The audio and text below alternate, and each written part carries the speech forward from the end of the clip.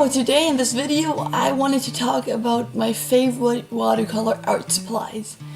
I've been drawing watercolors, painting watercolors for a few years now, I don't know how long exactly, and I found that some of these art supplies are really helpful. So I'm just going to talk about the basic stuff, like the paper and the paints, and then about some other tips, some other supplies that I didn't even know that they existed.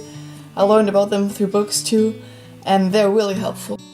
Starting with the basics, the paper. Some artists have like their favorite kind of paper, it's special or it has a special structure or something, but I haven't really found my favorite watercolor paper. It's always good to put a little bit more money into the paper because like the cheapest won't take the color as much. It will swallow some of the color and then it doesn't look as extreme anymore. I'm gonna show you an example. I started this watercolor sketch pad on our trip to Corsica, like I think 4 or 5 years ago, and this was just normal thin paper, just like printer paper actually. The water really ruined the book, and the book really ruined the colors. It's not as, those were good colors and they don't look as light as I wanted them to be. In the end, it would have been better to just use more expensive real watercolor book. This wasn't even that expensive, but it's a real watercolor book with thick paper that can really suck in the colors and won't swallow it. So you can see the colors are much more extreme, they're much more intense, just the way I wanted it. And it really kept the color just the way I planned. I would really recommend to paint on real watercolor paper, not just some paper that you would normally draw on, like thin printer paper or just normal paper. These small watercolor books come in every shapes and forms, and I just love them. They're wonderful for traveling. So I would really recommend buying one of these if you're planning to go on a big trip and just keep small thumbnails in there. The first thing I apply when I want to paint a painting and I want it to be really cleaned up and have clean edges, then I used to mask the painting with masking tape. Just put some masking tape on the edges, and that way when you pull it off in the end, the color couldn't get under the masking tape and it looks just really clean and really planned and professional, and I like that. So I like to apply some masking fluid. I learned about this one in a book from Terry Harrison. It's basically just some kind of rubber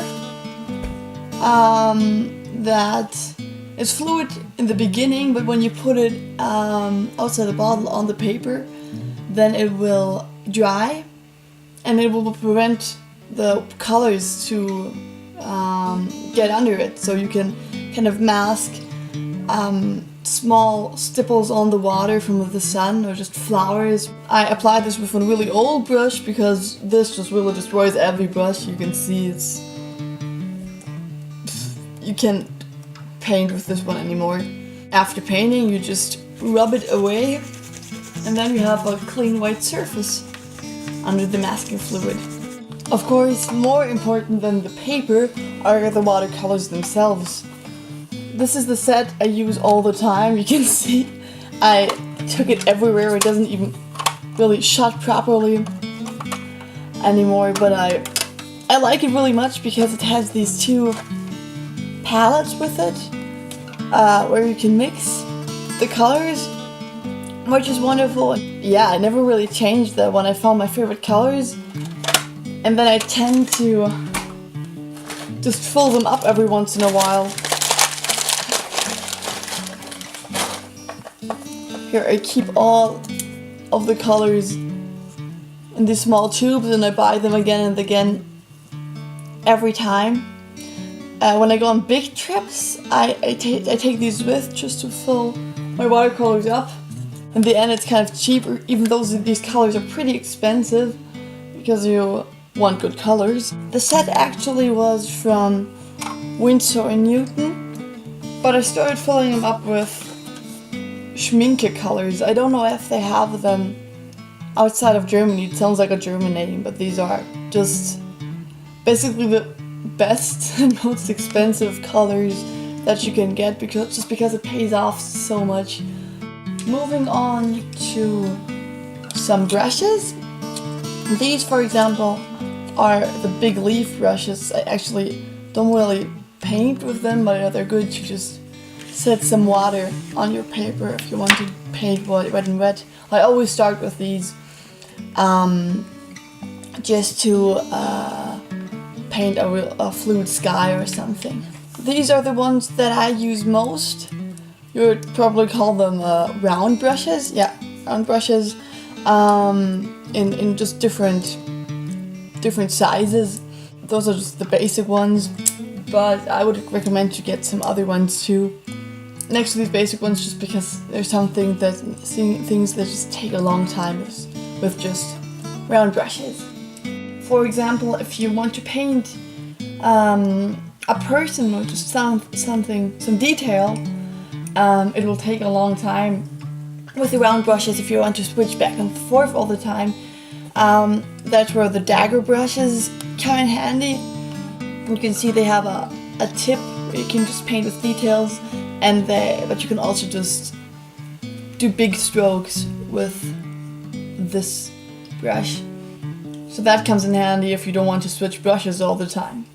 These are actually just used for acrylic painting. They don't even have to be expensive. This one was one of a really cheap set, but I just used them to dab the color and give it some structure. It looks kind of like trees or leaves or something. If you use an acrylic brush with aquarelle paintings. Sometimes even strange brushes like this come in handy. This is a fan brush, and yeah, it's good to paint a lot of strokes at one time. Just saves time, I don't know. And if you don't have one of these, you can just use small detail brushes. I have a lot of these just because they tend to break a lot because they're so small and so thin. This is the size 0, this is a size 1, this doesn't even have a size. This one is just good to paint some details on a small face or something, or just strokes for grass or something, just something that all the other brushes would be too big for. If you forgot to mask some places that you wanted to remain white, then you can just cheat in the end and apply some acrylic color over that, or just I sometimes use a white gel pen too. And it's also kind of good to always take or have a piece of toilet paper, a tissue, or something nearby, just to clean your brushes or just to pick up some of the water if you got too much water on your painting or the colors or everything. That's about it. That's about everything that I use for watercolor painting. I hope this was helpful. I hope you try some of the things out that I told you, and yeah, leave comments below if this helped.